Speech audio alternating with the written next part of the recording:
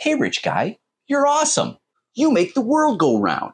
The world is perfect, just the way it is. Why do rich people believe that they deserve their fabulous wealth? Because the philosophical basis of capitalism tells them so. And this attitude puts them in natural conflict with the poor. Capitalism is the best possible system if you have capital, by which I mean the means to invest, by which I mean you have lots of money. Neoclassical theory, the philosophical basis for capitalism, is very flattering to the rich because it begins with the presumption that life is somehow fair.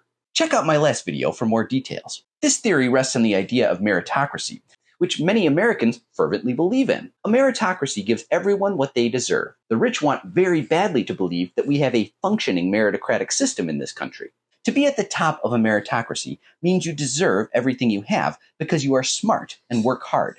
If you were rich, it is very likely that you too would gravitate to a philosophical theory that says, hey, rich guy, you're awesome. You make the world go round. You work hard and are justly rewarded for everything you do. Don't change a thing.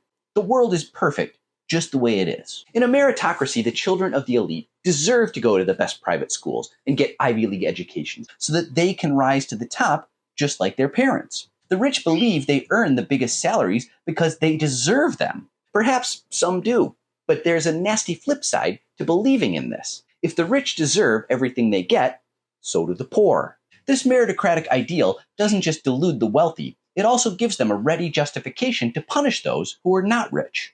If a poor person deserves to be poor, that means that helping them is wrong. The universe has already meted out justice. Why, for the rich to help the poor is practically against nature itself. If you're operating from this viewpoint, the best possible response would be tough love. One does not look at a lazy person lying under a tree and say, "Can I offer you a hammock?" A favorite example used by Republican Paul Ryan. By the same token, a rich person should not coddle a lazy single mother by helping her buy food for her children. Instead, a rich person should withdraw all support and force that mother to fend for herself. To help the poor, this logic dictates, the poor should not be helped at all. In his book, The Assassination of Julius Caesar, Michael Parenti talks about why ideologies like this exist. More than 1,700 years before Adam Smith was born, one could find philosophical justifications for preserving the ancient Roman power structure that bear striking similarities to today's capitalist ideology. According to Parenti, it is the function of ideology to cloak narrow self-interest inside a lofty view of society. Then, as now, people were told that the health of the entire society depended on the well-being of the prominent few at the top, whose high positions were proof of their excellence. In ancient Rome, the ruling class was against the ancient equivalent of welfare checks, rent control, and debt forgiveness because those things supposedly undermined the moral fiber of the poor. Even back then, they accepted the idea that helping the poor actually hurts them.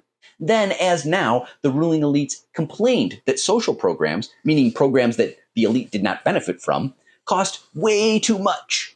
It is in the interest of any ruling class to blur the lines between their own interests and the interests of everyone else. The idea is to convince the public that the existing social structure is the best, that the people on top deserve to be there, and that their being there is the best for everyone.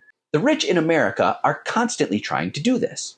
The wealthy want us to think that their interests align perfectly with the national interest. This is the justification for tax cuts that primarily benefit the rich, or corporate subsidies that increase Fortune 500 profits. We are encouraged to believe that helping the people at the top will help everyone else. During the Reagan era, there was talk of setting the capitalists free. The idea was that the rich cannot help enrich themselves without enriching the rest of us. But this idea has clearly been debunked by reality.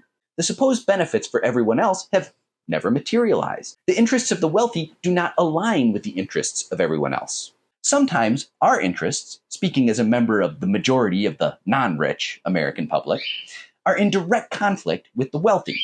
Don't fall for this line of thinking. These arguments that billionaires somehow deserve more wealth than can be spent in multiple lifetimes are ideologically motivated lies. Please give a like, follow, favorite, and subscribe to my free Substack. Let's make them pay. Oh, Tiki.